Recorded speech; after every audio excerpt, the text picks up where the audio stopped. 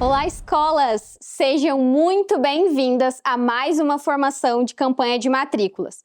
Bom, vai chegando o final do primeiro semestre e aí a gente já chega para falar sobre campanha de matrículas. Esse momento que é tão importante e especial para vocês e também é importante e especial aqui para a gente. Eu tô aqui para dar algumas orientações para vocês, para que vocês possam aí se organizar, se planejar para estarem com a gente nesses 4 dias de formação, com o caderninho na mão, anotando tudo, já saindo preparado para arrasar na sua campanha de matrículas. A primeira coisa que eu preciso falar é que essa campanha tem 4 dias.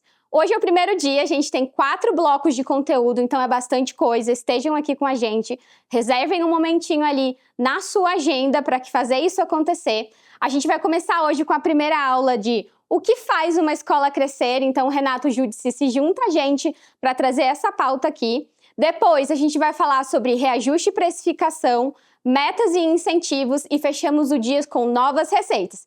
Então é muita coisa, é para falar de estratégia mesmo, então vem com a gente. Olá, pessoal, tudo bem? Eu sou Renato Júdice, diretor aqui da Arco, mas comecei minha carreira como professor e fui também diretor de escolas privadas, muito provavelmente como você que está me assistindo aí nesse momento. E eu recebi esse convite para estar aqui conversando sobre o ciclo de matrículas. Tão importante, né? Uma época do ano em que a gente se dedica a esse cuidado com os novos alunos que chegarão para as nossas escolas e aqueles que precisam renovar. Esse curso está dividido em vários módulos. Hoje, nós vamos começar tentando responder uma pergunta: o que faz uma escola crescer? E eu estou com esse desafio, nesse diálogo aqui com você, de refletir sobre esses pontos. Mas outros módulos virão para falar sobre precificação, marketing, metas e resultados, assuntos ultra relevantes. Ou como eu costumo dizer, para um problema complexo tem que ter uma solução igualmente complexa. Não tem fórmula simples, não tem milagre. Portanto, eu estou te convidando aqui para assistir todos os módulos até o final. Você vai adorar, tá bom? Nesse primeiro capítulo, eu quero começar com uma pergunta, te provocando. Por que será que num mercado tão competitivo como o nosso, né, da educação, algumas escolas têm fila de espera, enquanto outras sofrem, às vezes, para fechar uma turma todo final de ano? Espero que você seja do primeiro grupo, tá? Mas se não for, vamos continuar essa reflexão? Vamos aprofundar o que acontece para que alguns alunos, algumas famílias optem pelo nosso concorrente ou não venham aqui mesmo a gente tendo uma proposta pedagógica tão bem fundamentada. Essa é a reflexão que eu quero trazer de o que faz uma escola crescer. Vou usar um pouco da minha história, né, como educador, como um pesquisador, um leitor, um grande aprendiz sobre educação, para refletir com você que a primeira coisa é a gente precisa desconstruir essa ilusão de que as matrículas na nossa escola são um golpe de sorte. Não mesmo. Não dá para comemorar, falar, que bom, esse ano a gente teve muita procura, ou o oposto. Puxa, que pena, esse ano as famílias não vieram e a gente não conseguiu fechar a segunda turma de 9º ano. Enquanto não assumirmos a responsabilidade, sabe, assumirmos o controle do jogo e falar que o resultado que a gente tem ao final de ciclo de matrículas é fruto do nosso trabalho, é fruto do nosso posicionamento, a gente não vai crescer. Uma escola cresce quando ela transborda uma gestão sólida e, consequentemente, a série de ações que vem a partir daí. Outro ponto que é muito importante é a gente pensar nesse ciclo de matrículas como se fosse uma safra. E aí, talvez você não concorde, mas eu quero fazer uma outra provocação. A campanha de matrículas, ela é a colheita, não o plantio. Pode parecer paradoxal, né? Porque é exatamente na campanha que a gente registra e coloca aluno para dentro de sala de aula. Pois é, mas isso advém da sementinha que você plantou ao longo de todo o ano letivo. Agora é hora de colher o fruto do trabalho que você faz nos 200 dias letivos com essa sua equipe de secretaria, de professores, de técnicos que trabalham aqui. Essa conjunção de raciocínio onde o posicionamento da minha escola gera as matrículas que eu tenho neste ciclo é o cerne do meu argumento. Os pais, as famílias, eles compram a confiança construída ao longo de muito tempo, ou no mínimo dos meses letivos, e não apenas do que você vai fazer amanhã ou semana que vem, pensando que existe alguma fórmula mágica.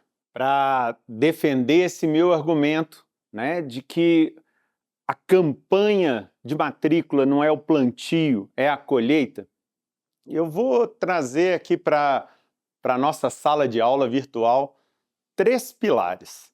E com esses 3 pilares eu vou tentar embasar a justificativa de o que faz uma escola crescer. Tá? Vamos para o primeiro e mais importante, posicionamento. O que faz uma escola crescer é ter um posicionamento claro, conhecido pela sua comunidade. Aí eu vou lembrar de um autor que eu gosto muito, chamado Simon Sinek. Ele tem um TED, recomendo, tá? E um livro, para aqueles que, como eu, adoram ler, livro de papel ainda, por mais tecnológico que eu seja. Comece pelo porquê. Esse livro, ele defende uma estrutura que ele chama de círculo dourado, e ele fala que escolas, empresas, pessoas incríveis como você, começam de dentro para fora, ou seja, começam pelo porquê. Depois vão para o como e o quê. Já as pessoas comuns, empresas comuns, triviais, começam de fora para dentro, começam respondendo o quê. Então olha só a diferença. Nós estamos falando aqui de campanha de matrícula, não é? Pois bem, uma escola comum vai responder logo a pergunta do o quê. O que nós vamos fazer hoje? Qual é o post do Instagram que a gente vai publicar? Aquela landing page especial ou o outdoor na avenida principal da cidade? O que vamos fazer? Mas a pergunta mais relevante, mais importante e que muda o jogo é a pergunta do porquê. O que te move? Qual é o seu propósito? Quando você tiver isso bem respondido, esse é o posicionamento da sua escola. E se isso ficar claro para a sua comunidade, né, comunidade de famílias que moram aí na sua cidade, a chance de você crescer é muito maior. Porque aí sim, essas famílias vão poder te escolher pelo que você acredita e não por um simples post ou um outdoor que você vai colocar aí fora. A diferença é gigantesca. O conceito central aqui é ter uma identidade, ter uma cara.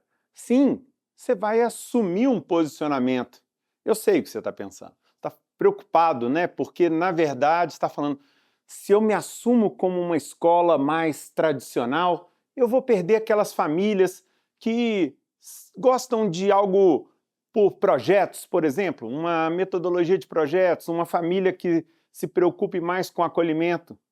Sim, é possível que isso aconteça e não tem problema. Quando a gente assume uma identidade, há público para isso. Eu moro, apesar de mineiro, moro aqui em São Paulo já há muitos anos, quase 2 décadas. Isso seria capaz de elencar, não vou citar nomes aqui, mas escolas muito focadas em vestibular, em performance, boas notas no Enem e que têm fila de espera na porta. E, ao mesmo tempo, outras escolas construtivistas, algumas que trabalham exclusivamente por projetos, com metodologias ativas e igualmente são disputadas. Tá vendo? É disso que a gente está dizendo aqui. O posicionamento claro traz a sua essência. É um critério de escolha. E isso traz segurança para a família. Quando isso não está claro, aí você perde o jogo. Porque se a família não vê seu posicionamento, ela vai tomar decisão por aquilo que é mais superficial. Ou pela geografia, sua escola é perto da casa, né, próxima do trabalho, ou, o que é pior ainda, pelo preço. ela vai no que é mais barato, quem dá o maior desconto. E se você entrou nesse jogo, você já perdeu o campeonato. Então, repito, primeiro pilar para que você cresça é você se posicionar de forma clara e assertiva para que a sua comunidade te conheça. Vou até mudar o verbo, te reconheça com clareza quem é. Ah, é uma escola de alta performance e é isso que eu quero para o meu filho. Ah, não. É uma escola focada em artes, nas humanidades, onde o acolhimento é inegociável. Que bom! Ah, é uma escola confessional, cristã, onde o trabalho com valores permeia todas as atividades pedagógicas. Maravilhoso! Certamente terão famílias que não abrem mão disso. Então, este primeiro pilar provavelmente te provoca, porque hoje o que a gente vê são alguns mantenedores que têm medo de tomar essa decisão. E sabe o que acabam fazendo? Olhando para o vizinho, para o concorrente.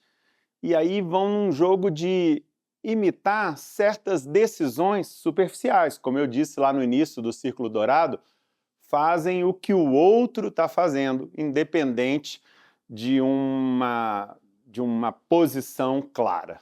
Vamos agora para o segundo pilar? Então, o primeiro, a gente defendeu a importância de um posicionamento claro. A sua escola precisa ter clareza do que ela acredita e a comunidade reconhecer isso. Agora nós vamos para um segundo posicionamento que faz as escolas crescerem. E aí vamos lá, com bastante didática e calma para a gente entender. A escola, por definição, é um lugar que tem como objetivo várias facetas. Várias. Socialização, é um ambiente de acolhimento, é um local de convívio e de várias descobertas.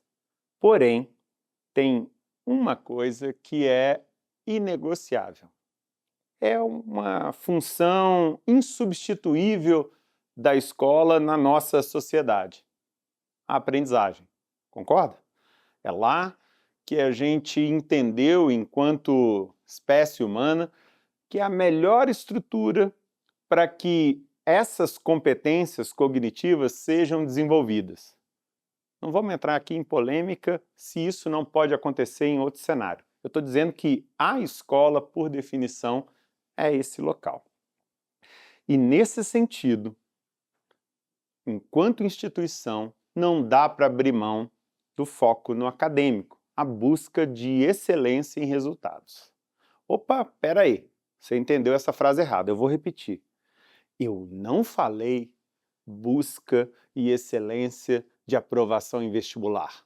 Você está colocando palavras na minha boca que eu não falei. Eu falei foco no acadêmico.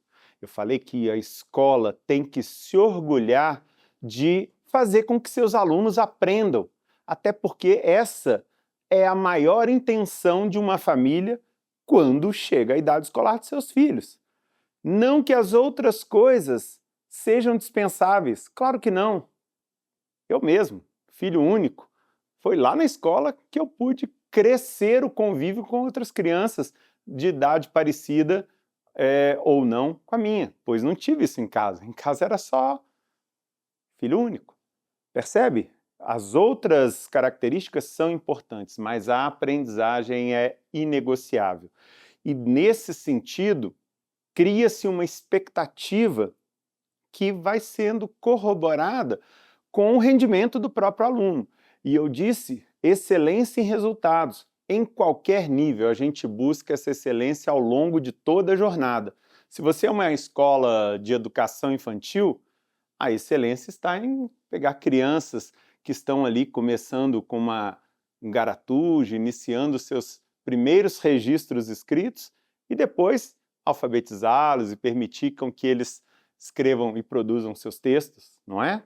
Se for uma escola de fundamental, fazer com que esses alunos continuem críticos e curiosos, desenvolvam o seu gosto pela ciência, a paixão por ler, a habilidade de resolver problemas por meio da matemática.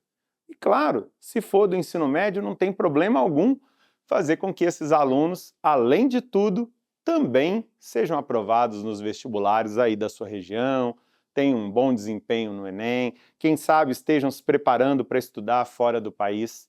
Portanto, a minha frase ela é bem ampla, mas específica no que se refere.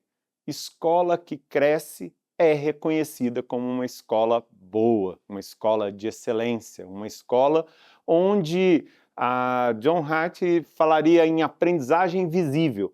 É perceptível que lá os alunos aprendem. Então, isso se torna palpável para as famílias, em especial a evolução do filho, a evolução desses alunos.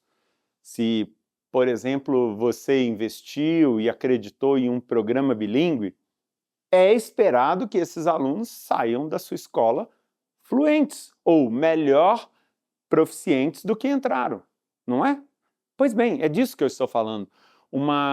O segundo pilar, ele claramente defende que a escola precisa proporcionar avanço cognitivo para os seus alunos. E aí a gente tem vários exemplos de sucesso. Eu acredito, inclusive, que a sua escola é um desses exemplos. Os alunos de fato aprendem aí. Talvez você esteja tímido em reconhecer ou acha que isso não é bem o momento, né? Haveria alguma soberba. Não mesmo. Você tem que se orgulhar dos resultados que são produzidos pela sua equipe, dos resultados que são conquistados pelos seus alunos. Teve um aluno que venceu uma Olimpíada Acadêmica, agora recentemente tivemos a aplicação da OBMEP, né, talvez uma das mais tradicionais Olimpíadas Acadêmicas que as escolas participam. Poxa, divulgue isso, sim, parabenize. Até porque você pode ter um medalhista, mas pode também ter um aluno tímido que nunca pensou que faria e agora está fazendo uma prova dessa. Olha que evolução brilhante. Tudo isso é conquista do seu trabalho, o trabalho da sua equipe e fruto da sua proposta pedagógica. Esse é o segundo pilar, tá? Então, recapitulando, primeiro pilar das escolas que crescem, e aí depois a gente vai definir esse verbo bastante bem, é ter um posicionamento claro. O segundo pilar é ter um foco no acadêmico, com busca de excelência nos resultados. E agora, para fechar, o terceiro pilar. O terceiro pilar, munido aqui que eu estou, né, dessa posição de um diretor da Arco Educação, e eu vou falar bonito, excelência operacional. Mas talvez esteja tentado a falar bem popular para você entender de primeira. É fazer o feijão com arroz bem feito. Ficou claro, né? Esse é o terceiro pilar. Escola que cresce o número de alunos, ela se preocupa com a rotina. Eu sei que isso não é muito nobre, sei que isso não dá tanta visibilidade quanto colocar uma inovação pedagógica aí nos seus corredores, montar uma sala maker com uma impressora 3D. Muito provavelmente você já usou essa estratégia. Porém, cuidar da excelência operacional é igualmente importante. Sabe por quê? Porque isso passa confiança. Confiança para quem vive a sua escola ou para quem está simplesmente visitando. Lembra que a gente falou do ciclo de matrículas e a sua escola é reconhecida na cidade pelo seu posicionamento, é também reconhecida pelos resultados que produz, e aí a família se dispôs a ir lá visitá-la. Bom, antes de visitar, a família entrou no seu site, no Instagram, viu o seu outdoor e as frases que você colocou para te caracterizar. Muito bem, ela está toda ansiosa e cheia de expectativas. Pensa comigo, se essa família, toda empolgada, chega na sua escola e vê um chão sujo, um banheiro que não foi limpo, uma bagunça de horários porque a escola não se organizou, esqueceu que era época de Copa do Mundo, enfim, tudo isso não vai pesar contra você? É nisso. É disso que fala o terceiro pilar.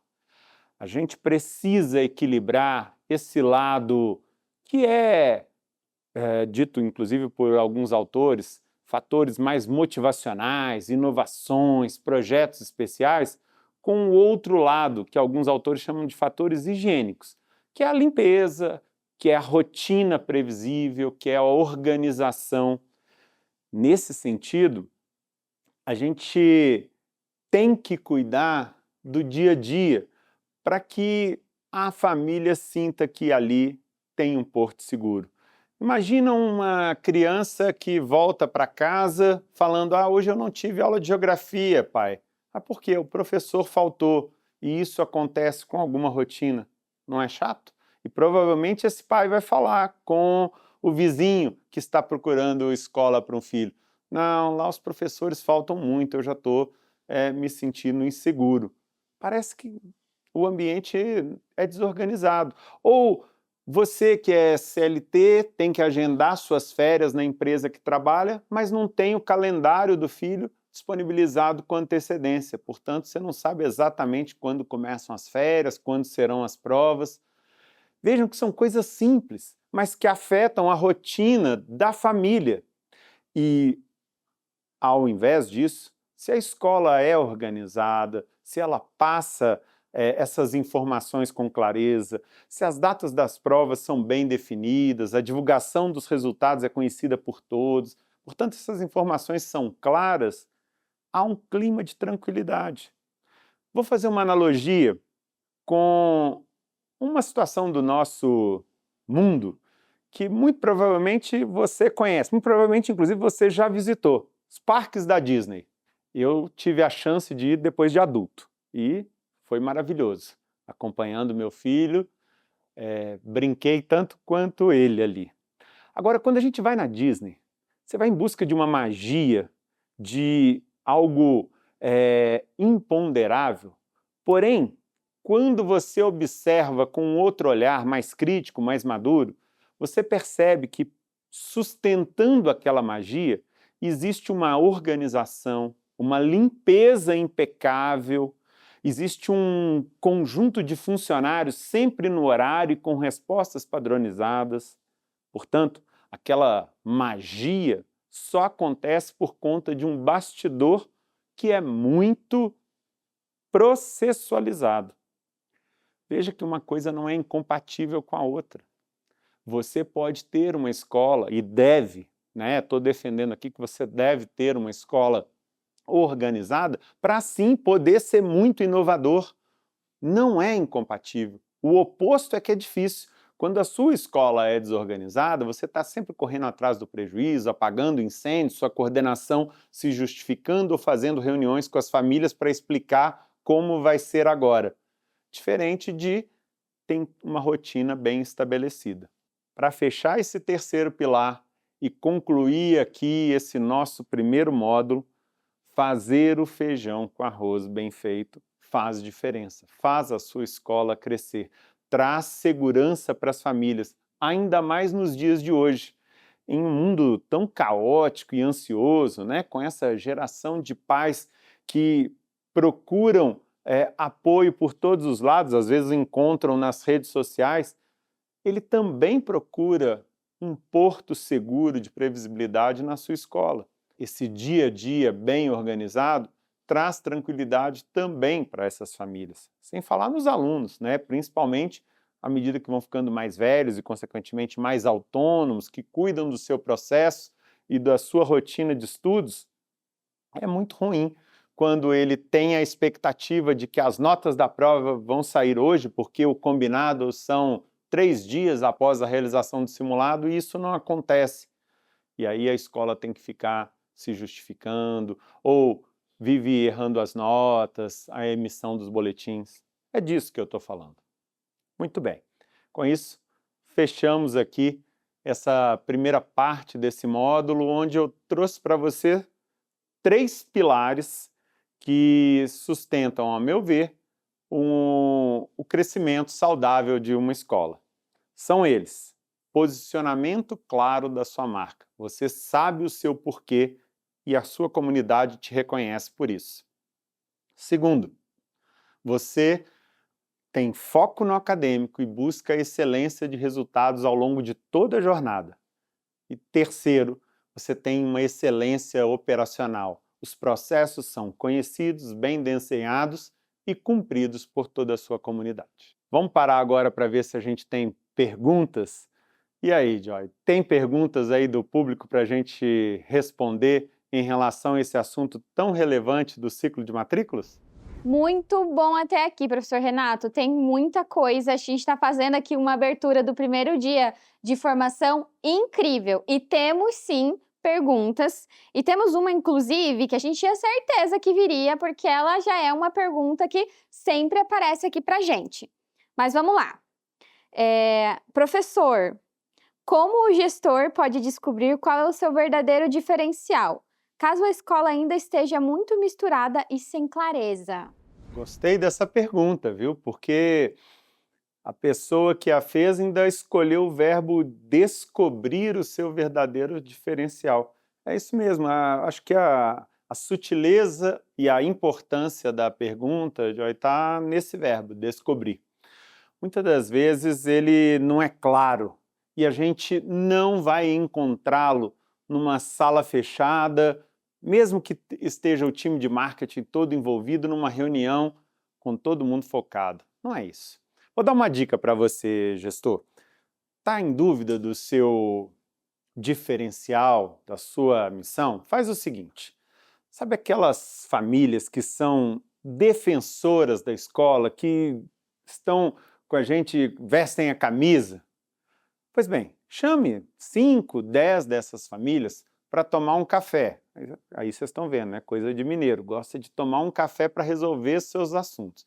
Chame essa família para tomar um café e pergunta assim para eles. Queridas famílias, se a nossa escola fechasse as portas amanhã, do que mais você sentiria falta?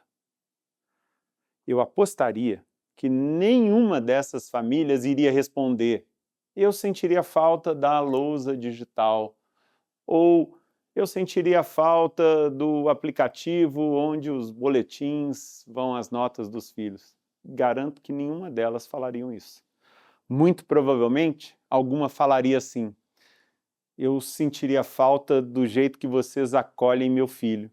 Ele passa naquela catraca e o inspetor lembra o nome dele, mesmo essa escola tendo mais de 1000 alunos, ele sabe o nome do meu filho. Disso eu sentiria falta. Talvez um outro falasse assim: eu sentiria falta dos valores que essa escola compartilha com meu filho.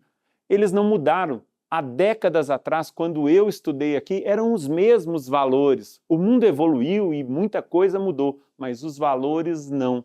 Eu sentiria falta disso.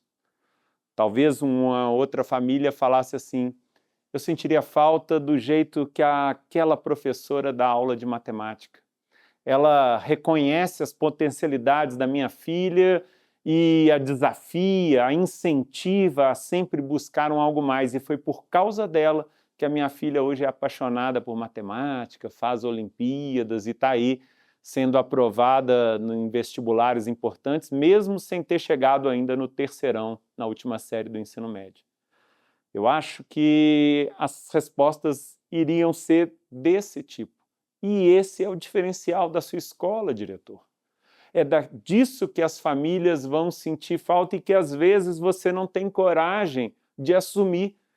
O diferencial de ser acolhedor sem, no entanto, perder, né, sem, no entanto, ter uma proposta pedagógica sólida. É isso.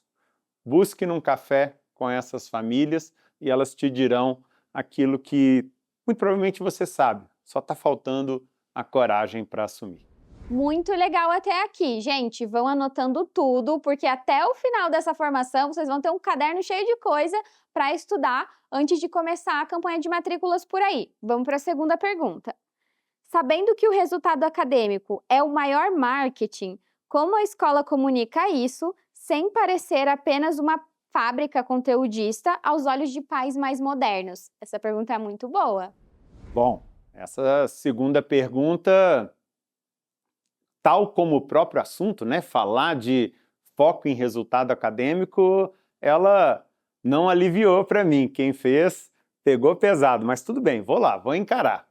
Olha, de fato, existem algumas escolas que parecem uma fábrica e tratam nossos filhos como se fossem número, uma planilha. Me permita? Fuja disso. Não, não é disso que eu estou falando. Quando menciono que você tem que ter foco nessa excelência acadêmica, em momento algum eu disse para tratar essas crianças como se fossem números. Ao contrário, a fórmula para resolver isso é humanizando os resultados. A gente dá visibilidade para a aprendizagem quando a gente mostra para a comunidade a evolução dos alunos.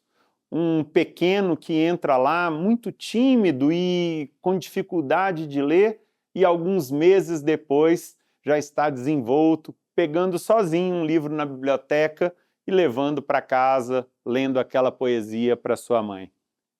Ou um aluno mais velho do ensino médio que tem lá suas dificuldades e avança com todo o apoio, tendo em vista aquele programa que você proporciona após os simulados do Enem que aplica. Percebe? É valorizar a performance. Sim, não tem problema algum você ter o primeiro lugar geral da faculdade de medicina aí da sua cidade. Que ótimo, parabéns! Coloque isso, divulgue isso, comemore esse resultado. Mas também dê a visibilidade que esse primeiro lugar cresceu aí dentro da sua escola. Isso é humanizar os resultados, e é assim que a gente dá visibilidade à aprendizagem que acontece aí na sua escola.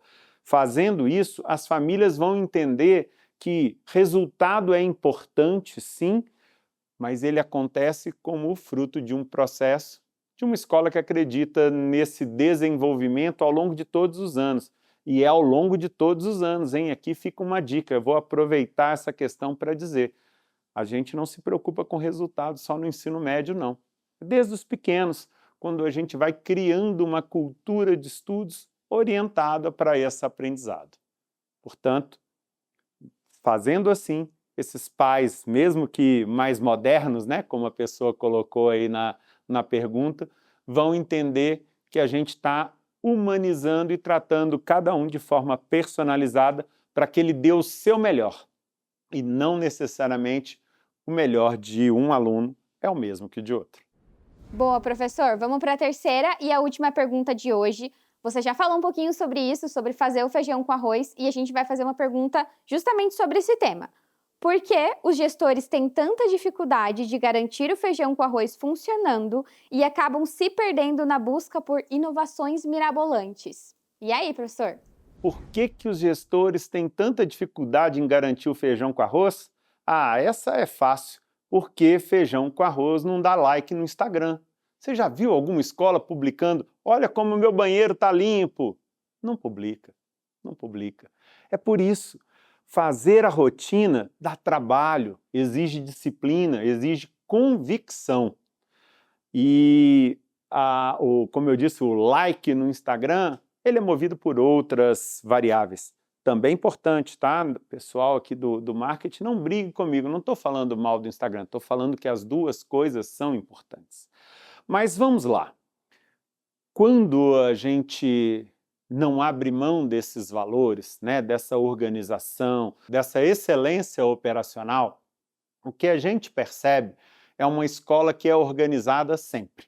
E aí eu quero citar, recentemente, eu estive aqui no interior de São Paulo, ali na região de Franca, visitando uma das escolas parceiras aqui da Arco. E várias coisas me impressionaram nesta escola, mas de forma especial, quando visitávamos as salas do ensino fundamental, anos iniciais, estavam vazias. Os meninos tinham descido para o intervalo. E quando a direção abriu para eu ver e ver como era a estrutura da sala, estava impecavelmente organizada.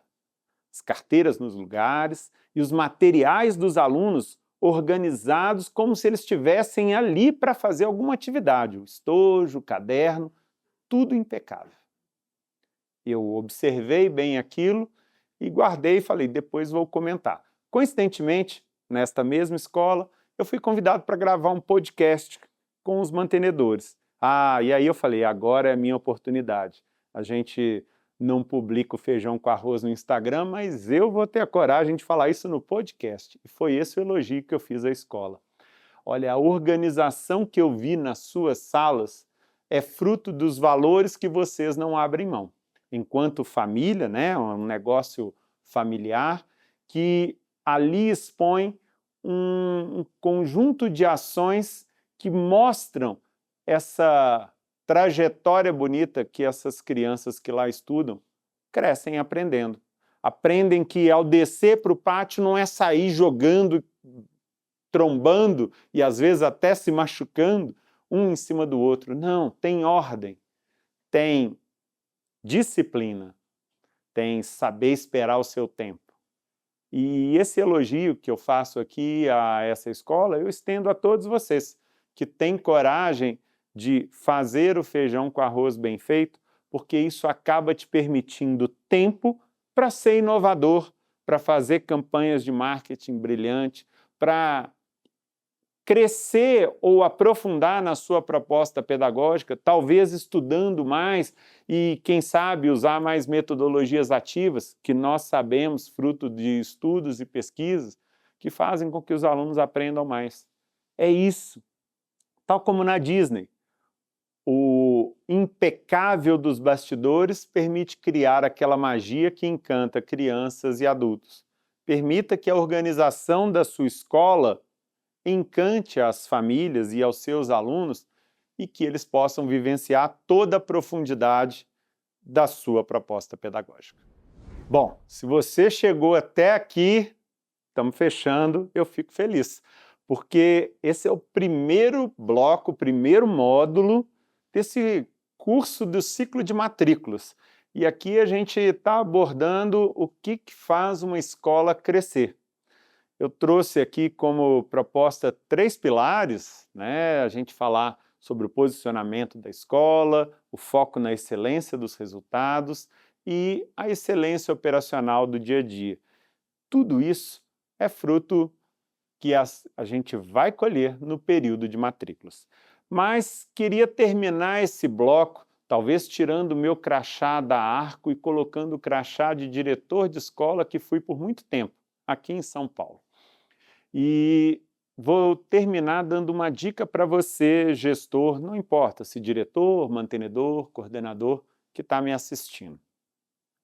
Nesse período de matrículas, muitas coisas estão organizadas para receber as visitas das famílias que vão procurar a sua escola. Saia da sua sala, larga um pouco esse ar-condicionado e a tela do seu computador cheio de planilhas, vai lá para a porta.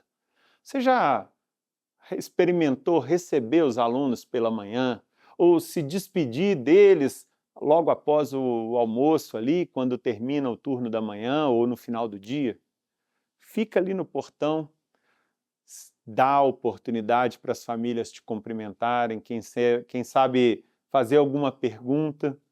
E claro, seja visível, não só no portão, no pátio, pelos corredores da escola.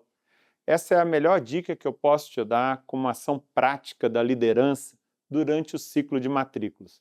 Me faz lembrar, inclusive, uma ação concreta que fiz como diretor. Essa escola tinha reuniões bimestrais das famílias com os professores. Reuniões essas que continuam até hoje. Meu filho continua estudando nessa escola e agora eu participo como pai. Muito bem. Sabe o que eu criei? Observando que os pais iam lá para falar com os professores, falei, olha aqui, ó, mega oportunidade para eles também falarem comigo. Lembra? Mineiro gosta de quê? De um café com pão de queijo, não é? Criei o café com a direção, paralelo à reunião de pais. Então a reunião que começava às 18 horas, agora podia chegar às 17, 17h30 e tinha uma mesa de café preparado para recebê-lo. E claro, eu estava lá do lado, junto com a minha equipe de coordenação, e a gente conversava, tirava dúvidas, eventualmente acolhia uma insatisfação, ou recebia um elogio. Não tem só coisa ruim, não, tem coisa boa. Às vezes você vai ouvir um pouco da certeza do seu posicionamento. Lembra do primeiro pilar? Às vezes uma família vai te falar exatamente naquele café o quanto ela admira a coragem dessa escola não ter aberto mão de valores religiosos ou não para qual ela matriculou a sua filha. Esse café servia para as famílias que chegavam um pouco antes, mas também, às vezes, aquela do ensino médio, que tinha 2 agendamentos com o professor de física e o de química, e tinha meia hora entre eles em que esse pai ficava lá à toa, esperando. Olha que boa oportunidade de conversar com ele, de ouvir dele como as coisas estavam transcorrendo. Em resumo, eu estou te dizendo que você precisa ficar mais visível como gestor de uma escola durante o ciclo de matrículas, para captar você mesmo e não por canais intermediários aquilo que está acontecendo na sua escola. Lembra da primeira coisa que eu disse nesse curso? Para que não seja fruto da sorte, para que o jogo esteja na sua mão, que você entenda exatamente as variáveis que estão impactando as famílias que vêm e não ficam, não matriculam, e aquelas que vêm e colocam ali seus filhos. Afinal de contas, lembre que a decisão não é fácil. Trata-se da pessoa mais importante da vida daquela família, daquele casal. E muitas das vezes, um ser humano de tenra idade, que não tem nem como se defender sozinho. Essa é a magnitude da confiança que essa família tem em você. Ela vai entregar o seu filho. Então, quando a gente está dando um passo tão importante assim, mais do que conhecer a sua quadra, a infraestrutura, o pátio bonito que você tem, essa família gostaria de olhar no seu olho e falar: esse é o diretor da escola que eu estou matriculando meu filho. Eu sei que é nele que eu vou confiar a pessoa mais importante durante 200 dias letivos a cada ano e muito provavelmente durante vários anos. É assim que a gente termina esse bloco 1 deste primeiro dia do curso de ciclo de matrículas aqui da Arco, e eu termino com um convite para que você continue assistindo os próximos blocos. Afinal de contas, agora a gente vai aprofundar em temas que, correlacionados a essa reflexão que eu trouxe, vão te ajudar, bem como a sua equipe, a trabalhar metas, estratégias de marketing, precificação e outros tantos assuntos que fazem a diferença na matrícula aí na sua escola, para que você possa crescer e, mais do que crescer, impactar vidas das famílias que estão aí na sua cidade. Muito obrigado.